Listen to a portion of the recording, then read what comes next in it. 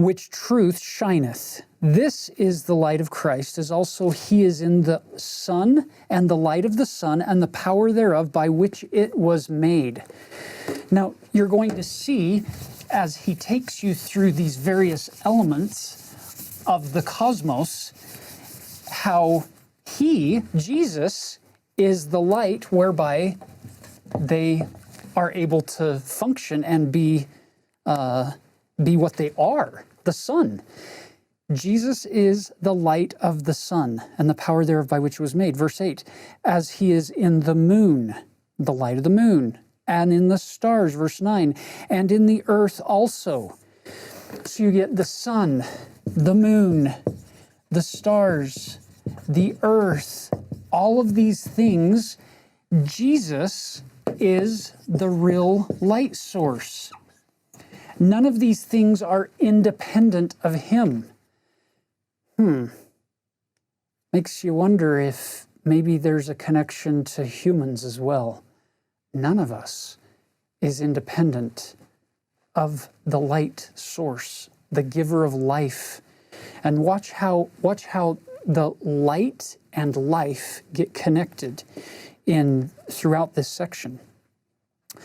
Look at verse 11. The light which shineth, which giveth you light, is through him who enlighteneth your eyes, which is the same light that quickeneth your understandings.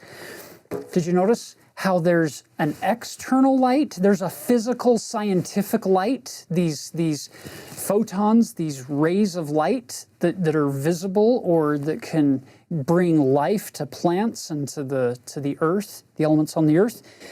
But then there's the light that is unseen, the light that's inside, the light that quickeneth your understandings. Look at verse 12, which light proceedeth forth from the presence of God to fill the immensity of space.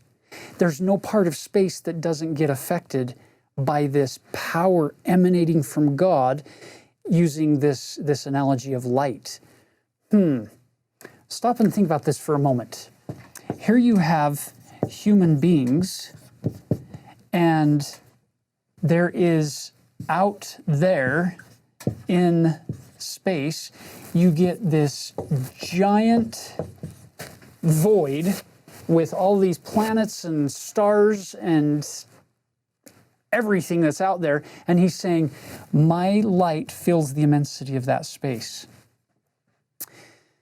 The fascinating thing is, if you get microscopes strong enough and powerful enough, and you go not to the macro level, because there's where you use your telescopes, but now if you go the other direction, now if you go microscope and go in, scientists will reveal that most of what's here is space. Most cellular structure and most down at the atomic level is wide open space with some electrons orbiting a nucleus. So you've got this inner space and you've got the outer space. Here's my point. There is no space, either macro or micro, either out there or in here, that isn't directly affected by the power of God that comes through this light that permeates all space. So rather than having this be just an astronomy lesson or this big cosmic mind-blowing experience, the goal is that when we finish with section 88, we walk away not just seeing the hand of God, but feeling the presence of God, feeling the majesty of God moving not just among the stars and the planets, but among my thoughts and my feelings, that He's giving me life. Look at verse 13. The light which is in all things, which giveth life to all things. You'll notice it's in. It's not external. That light that is symbolized externally, it becomes a part of us, which is the law by which all things are governed, even the power of God, who sitteth upon his throne, who is in the bosom of eternity, and who is in the midst of, once again, all things. Now, we get agency. We can choose to not like that. We can choose to not respond to the light. Somebody can shine things on something and reveal truths to us, and then we have a choice.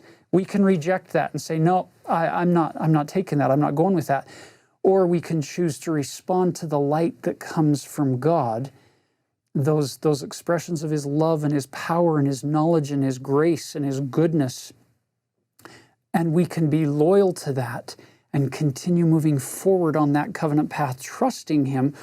Or we can think that we're smarter than Him, or embrace darkness rather than light. That'll come up a little bit later in the section.